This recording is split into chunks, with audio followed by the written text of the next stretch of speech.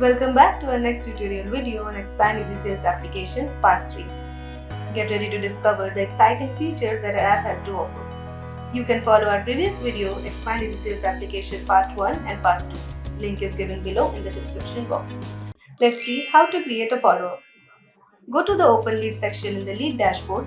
Then on the lead you want to follow up, click on the triple dots in it and select Follow Up option. This is the follow-up update screen. Click on the follow button on the top of the page. This will open a window where you can enter the details, next follow-up date, next contact person and their contact number.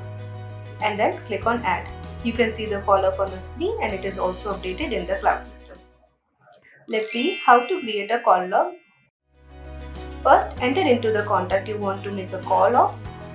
Then click on the follow-up section.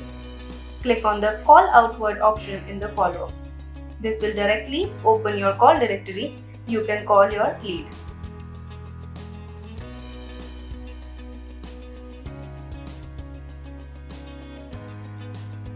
After the end of the conversation, come back to the Expand eziSALES application. An update window will show up. Now enter the details and next follow-up date. Then click on add. In the call log section, you can see the exact time, summary and the duration of the call.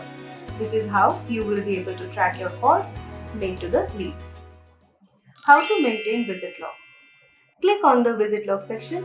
In the bottom right of the screen, click on the add button. The exact time and location shows up on the screen. You can add your notes and now click on check-in. Details are recorded in the system. Just refresh your page to review it. Now to check out, click on the record again. The out time and the out location shows up on the screen. Click on the checkout. It indicates your visit has been made.